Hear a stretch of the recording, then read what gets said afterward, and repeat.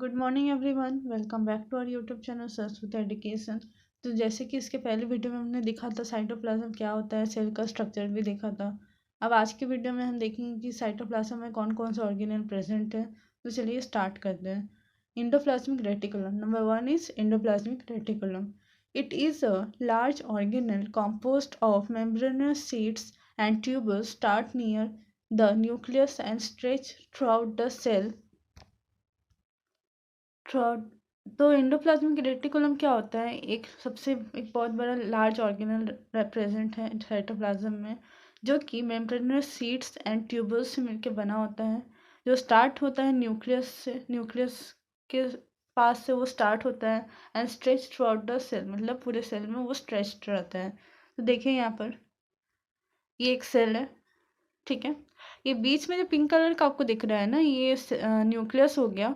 उसके side side में जो उसको कवर करके रखा है, यानी कि उस पर अटैच, उसके आसपास जो अटैच है उससे, जो पूरे एक सीट की तरह फैला हुआ है पूरे सेल के ऑलमोस्ट, वो है एंडोप्लाज्मिक रेटिकुलम। ये देखिए सीट की तरह आपको दिख रहा होगा।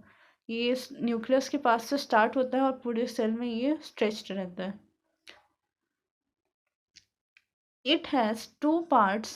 Rough part produces protein and soft part produces fat.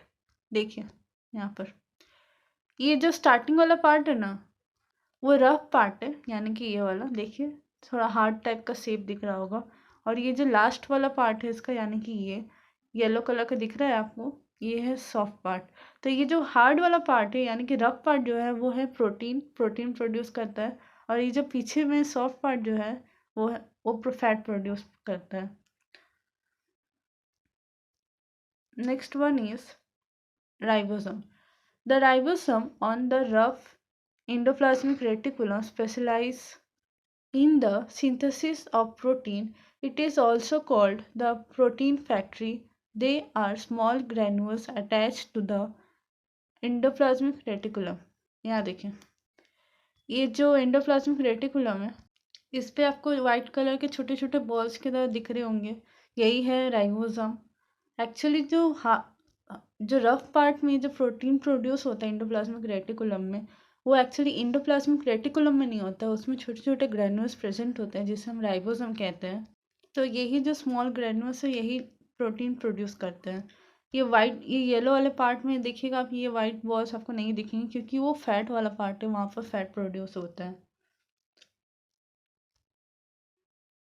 Ribosome को हम प्रोटीन फैक्ट्री भी बोलते हैं। Next one is mitochondria. Mitochondria are membrane-bound organelle present in cytoplasm. It is the site where respiration occurs to produce energy. It also called the powerhouse of the cell. तो mitochondria क्या है? Mitochondria एक membrane है जो कि organelle जो present है cytoplasm में। माइटोकॉन्ड्रिया एक्चुअली एक मेम्ब्रेन है जो कि ऑर्गेनल जो प्रेजेंट है साइटोप्लाज्म में उससे बाउंड करने का काम करता है। ये ऐसा साइट है जहाँ पर जो रेस्पिरेशन का प्रोसेस हो रहा है ना हमारे बॉडी में, उससे यहाँ पर एनर्जी जनरेट होता है, इसीलिए इसको powerhouse of the cell भी कहते हैं। चलिए देखते हैं माइटोकॉन्ड्रिया कौन सा है। देखिए इस सेल में ये जो पिंक कलर का आपको दिख रहा होगा, एरो से मैंने इंडिकेट किया है, यही जो पिंक कलर का लंबा सा स्ट्रक्चर आपको दिख रहा है, ये है माइटोकॉन्ड्रिया। देखिए यहाँ पर, यहाँ एनर्जी प्रोड्यूस होता है। माइटोकॉन्ड्रिया के भी कुछ पार्ट्स होते हैं, माइटोकॉन्ड्रिया को भी हम डिस्कस करेंगे आगे। आगे जाके हमें इन ऑर्गेनल्स को और भी अच्छे से डिटेल में डिस्कस करना है, किसका क्या क्या पार्ट है ऑर्गेनल में, क्या क्या पार्ट क्या क्या काम करता है। अभी हम एक ऊपर ऊपर से एक आइडिया ले रहे हैं कि कौन कौन सा ऑर्गेनल्स प्रेजेंट है। नेक्स्ट वन इज, इसे powerhouse of the cell भी कहते हैं, इसे याद रखिएगा। Golgi apparatus. It is made up of series of flattened stack pouches called cisternae. It is responsible for transporting, modifying, packaging proteins and lipids into vesicles for delivery to the targeted destination. It is located in the cytoplasm next to the endoplasmic reticulum and near the cell nucleus. तो ये actually क्या है, Golgi एपेटस क्या है? ये एक flattened stack pouch shape में एक रहता है, फ्लैटेंड मतलब चपटा रहता है, जिसको हम लोग सिस्टर्न बोलते हैं। ये सीरीज में प्रेजेंट रहता है, मतलब एक सिंगल ऑर्गेनल नहीं है, ये लाइन में सीरीज में 1 2 3 4 करके सीरीज बना हुआ है, जैसे एंडोप्लाज्मिक रेटिकुलम रहता है। उसके बाद it is responsible for transporting, modifying and packaging proteins and lipids.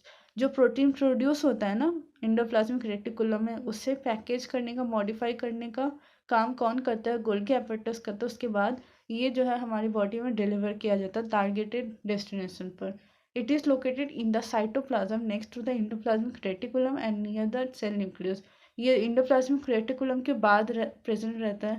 And endoplasmic reticulum के जैसे ये भी हमें न्यूक्लियस के पास ही देखने को मिलता है। चलिए एक बार स्ट्रक्चर में देख लेते हैं। ये देखिए, ये न्यूक्लियस है, ठीक है। ये है एंडोप्लाज्मिक रेटिकुलम, ये इसमें छोटे छोटे राइबोसोम है।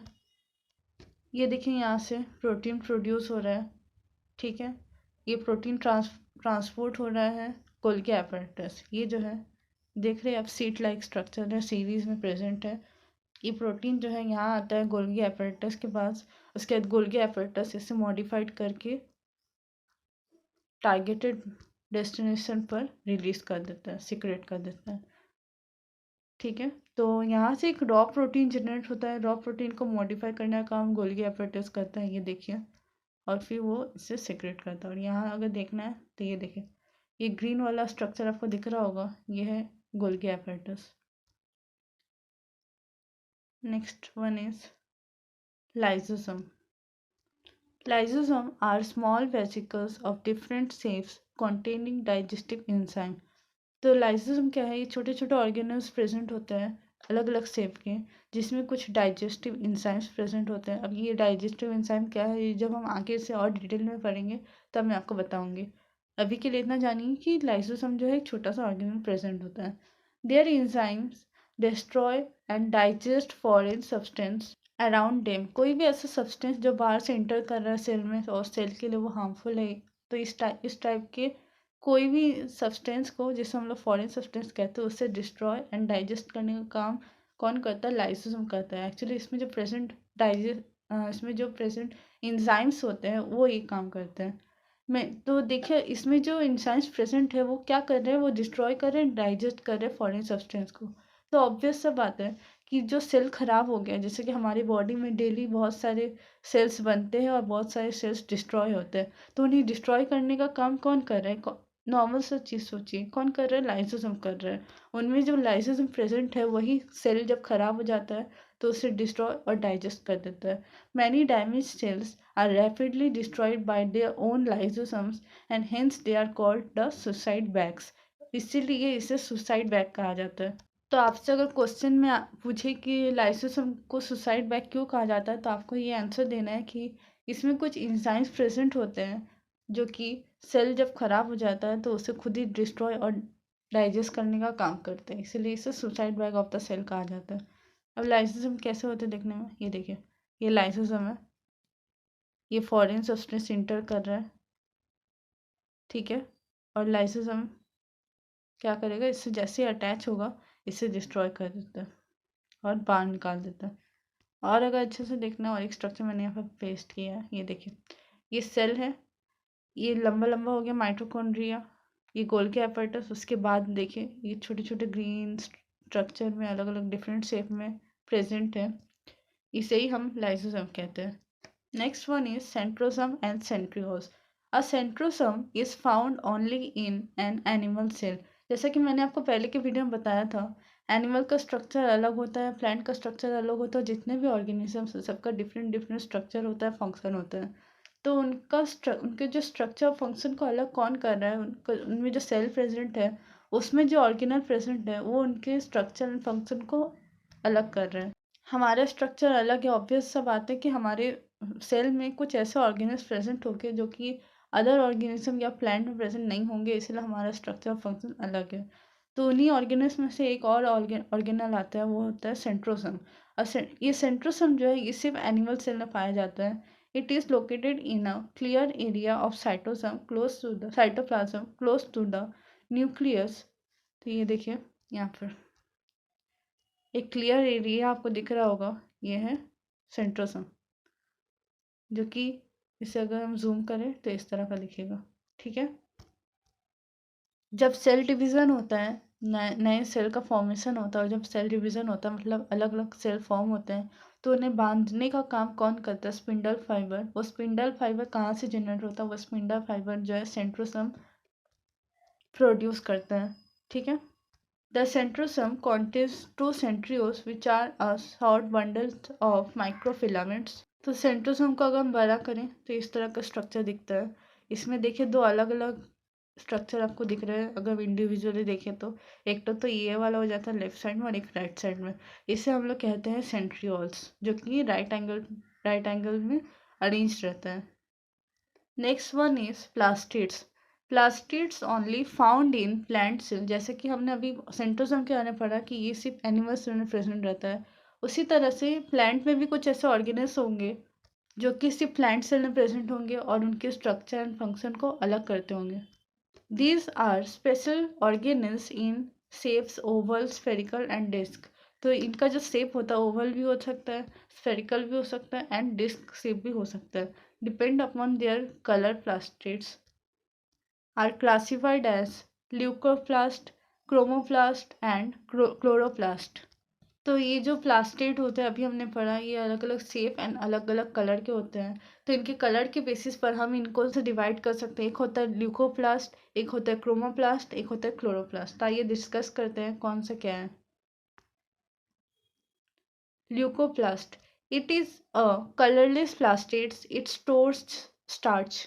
तो ल्यूकोप्लास्ट क्या है? ये कलरलेस प्लास्टिड है। यहाँ पर एक्चुअली मुझे इसका डायग्राम नहीं मिल रहा था। अगर मुझे इसका डायग्राम मिलता है तो मैं नेक्स्ट वीडियो में उसे अटैच कर दूंगी।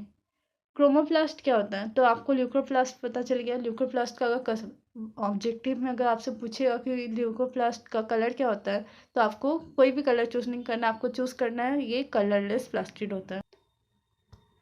और इसका फंक्शन क्या होता है? इसका फंक्शन होता है ये स्टार्च को स्टोर करता है। Next one is chromoplast. These are coloured plastids. देखिए ग्लूकोप्लास्ट जो है वो कलरलेस है, लेकिन क्रोमोप्लास्ट जो है वो कलर्ड होता है। कौन कौन सा कलर्ड होता है इसका? Yellow, orange and red.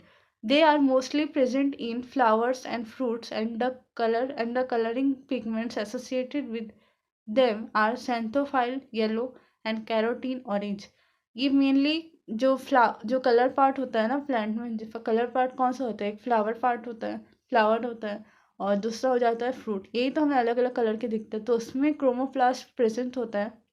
और ये जो कलर प्रोड्यूस कर रहे हैं, येलो हो गया, ऑरेंज हो गया, रेड हो गया, वो किसकी वजह से कर रहे हैं? इसमें कुछ पिगमेंट्स प्रेजेंट होते हैं जो कि इसे कलर प्रोड्यूस करने में हेल्प करते हैं। एक होता है सेंटोफाइल जो कि येलो कलर प्रोड्यूस होता है, और एक होता है कैरोटीन जो कि ऑरेंज कलर प्रोड्यूस करता है। ये कैरोटीन आपको कैरेट में भी मिल जाएगा। कैरेट का कलर ऑरेंज होता है, उसमें भी कैरोटीन प्रेजेंट होता है, इसीलिए वो ऑरेंज कलर का रहता है।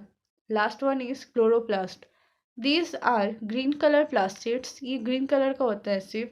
अब ग्रीन कलर हमें प्लांट में कहाँ देखने को मिलते हैं? उसके स्टेम में देखने को मिलते हैं, उसके लीव्स में देखने को मिलते हैं। लीव्स तो अलग अलग कलर का नहीं होता है ना, लीव्स तो ग्रीन कलर का होता है, तो उसमें क्लोरोप्लास्ट प्रेजेंट रहता है।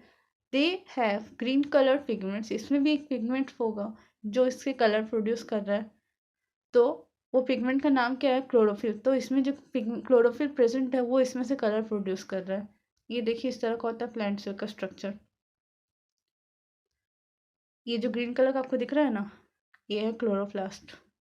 और मुझे अगर और भी क्रोमो क्रोमोप्लास्ट एंड लिक्विडप्लास्ट का अगर मुझे डायग्राम मिलता है तो मैं नेक्स्ट वीडियो में उसे पेस्ट कर दूंगी। आई होप मैंने आज जितने भी टर्म्स को यहाँ एक्सप्लेन किया है उन्हें समझने में आपको कोई प्रॉब्लम ना हो। Thank you everyone. और अगर आप हैं जो भी इस वीडियो को देख रहे हैं, अगर आपको किसी भी सब्जेक्ट के लिए ऑनलाइन या ऑफलाइन क्लासेस चाहिए हो, तो आप मुझे मेरे टेलीग्राम पर्सनल अकाउंट पर टेक्स्ट कर सकते हैं, या फिर मुझे मेल कर सकते हैं, या फिर कमेंट सेक्शन में लिख सकते हैं। तो आज के लिए इतना ही फ्रेंड्स, दैट्स ऑल।